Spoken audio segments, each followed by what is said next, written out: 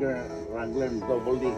36 lang, 34. Hindi ako na gaano na masyadong maliit kasi napupuwet tayong ano eh. Kaso kung hindi naman sigurado, dahil nga ang sukat sa akin, yun ang talunan eh. Alam nga na may iwanan mo, kung paboritong team yan. Kahit ano man mangyari, basta mahal mo, hindi mo iiwan. Mas marami akong kinukuhang hoodie ngayon dahil magtatag-araw. Pag magtatag-araw, and purple. Hindi maisip ating black yung araw ito ah. Supreme. Kahit na maibig sa araw, ayusin mo natin ito, mga plastic na ito mga kapatid. Ay, wala na pala yung basurahan ito.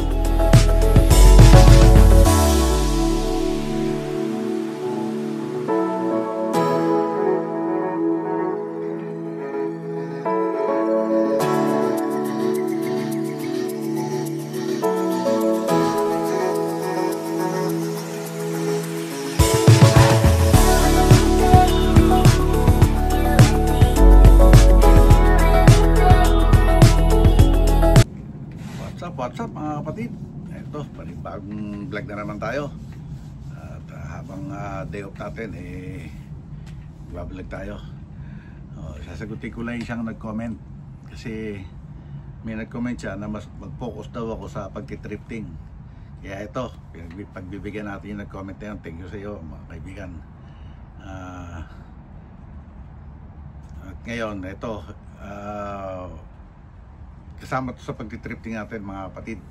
At mag-unbox tayo, mag-unpack tayo nung ating mga pinurchase na pangbenta, mga vintage halo-halo na to mga kapatid. Okay, at syempre bago natin umpisan yung ating vlog ngayong araw to, magpapasalamat muna tayo sa Panginoon sa panibagong araw na ito at sa wala niyo sawang pagbibigay ng biyaya sa atin at paggabay. Maraming salamat po Lord. At syempre, umpisahan natin itong vlog natin ngayong araw to. At ito, papakita ko sa inyo yung ating mga i-unpack. So, ayan mga kapatid, yung ating i-unpack. Mga nakuha natin sa mga vintage collector at reseller na mga kasama natin. Umpisahan natin ito mga kapatid. Pasensya na kayo uli sa background ko ha. Usual, dito lang uli tayo sa backyard, sa harap ng aking tinitiran. Sa hindi nakakalam, nakatira ako sa back house ng isang bahay. Kaya eto, dito lang lagi tayo para makapag-vlog. Kasi sa loob kaya naman makita nyo yung loob ng bahay ko nung tinitiran ko maraming tambak. As usual kasi yung mga naiipon natin na para ipabagahe papunta ng Pilipinas to sa shop ng anak ko andyan ang totoo nga magpapadala uli ako ngayon ng 3 box para sa pambenta. Okay, at masyadong umahaba na yung aking mga sinasabi mga kapatid, kaya umpisahan natin itong ating unbox. Ayan. Hindi pala unbox kasi nasa plastic siya. Kaya ba natin maganda umpisahan? At yata umpisahan natin dito sa isang to. Hindi ko alam kung ano to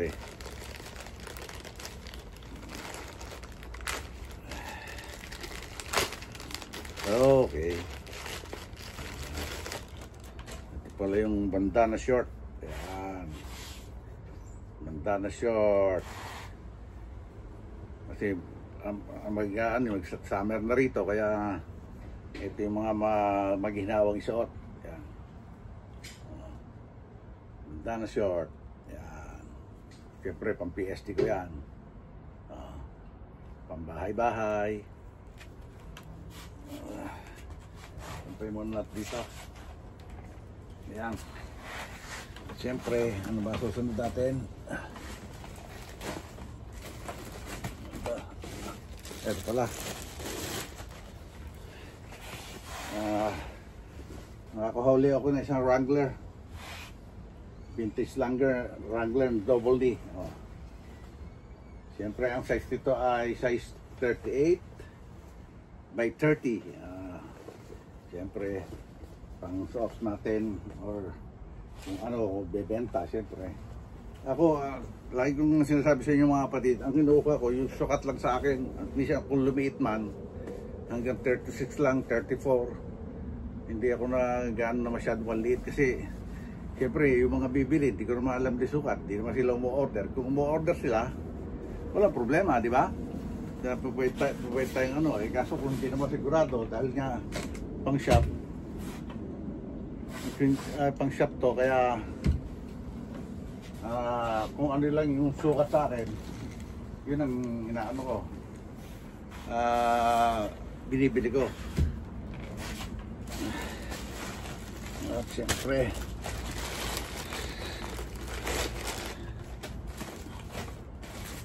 dito naman tayo sa, hindi ko alam kung ano ba to, hoodie. Oy, Lakers pala to Lakers, kaso kahit talunan alam nga na maiwan mo, paboritong team yan, di ba?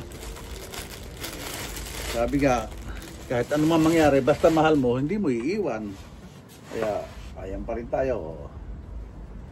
Ito ay size large lang to, large. Ayan, Lakers. Ayan. Champ pa rin sa akin yan, champ. Di ba? NBA Finals Los Angeles Lakers. Di ba? Champion pa rin sa akin yan, kaya hindi natin pwedeng basta iwan. Okay, mamaya natin ayusin yan. At puro hoodie na to eh. Kasi mas marami akong kinukuhang hoodie ngayon dahil magtatag-araw. Pag magtatag-araw, mura, mababa ang presyo.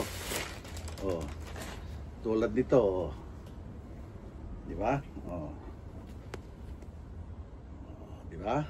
Lakers pa rin yan. Yan, may print siya hanggang ano, all over print. Big logo pa. Lakers pa rin. Yan ang kulay ng Lakers, yellow and purple.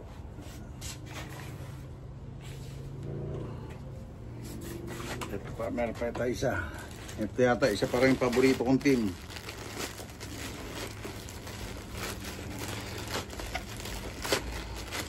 Yeah, I think it is. Oh, starter. Starter siya ng Chicago Bulls. Popper jacket. XL made in Korea.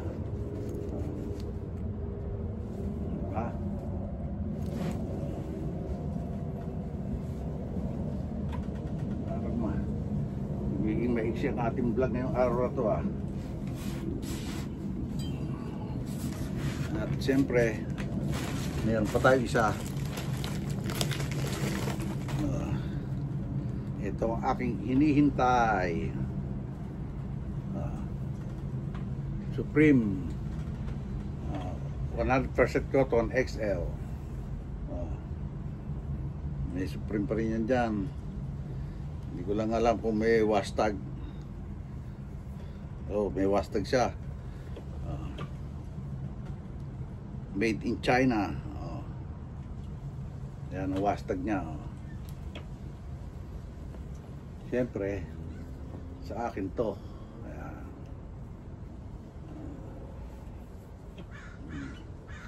Kasi kahit na mainit sa araw, mainit yung gantong oras, pagdating sa umaga, pag pumapasok ako, malamig.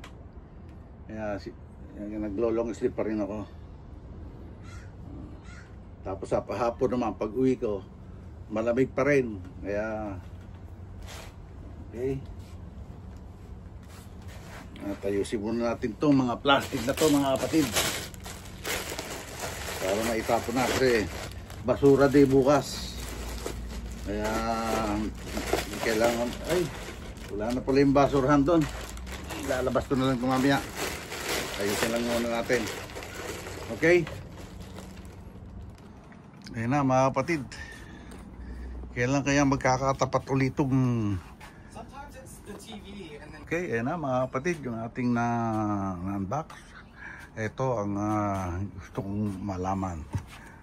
Kailan kaya mangyayari uli na magkatapat ang Lakers at ang Chicago Bulls? Yung panahon ni Jordan at saka inabot pa ni Kobe. Yeah. Yan. Yan yun, no? Diba?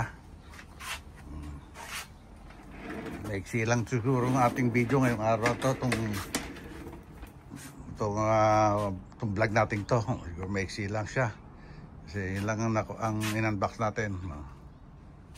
Yan. Supreme.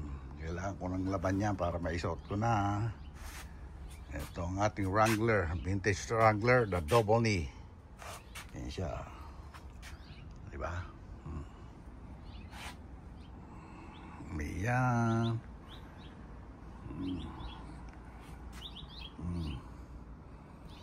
Ay, pinapangarap ko na magpang-abot uli kayo. Los Angeles Lakers at saka ang Chicago Bulls. Pati Celtics yan. Sige, pwede. Yan. Okay. So, paano mga kapatid? Siguro hanggang dito na lang itong vlog natin ngayong araw na to. At maraming salamat sa walang sawang pagsuporta. At maraming salamat sa Sword Community, LA to Manila Bay, Manila Bay Academy, Team Kapanalig, Team Pahuway, Sword Team Kalbo at Sword Team USA. Maraming salamat. At siyempre sa mga solid nating viewers dyan at solid subscribers, maraming salamat. Hanggang dito lang po. God bless all and be safe always. We love you all mga kapatid. Bye-bye!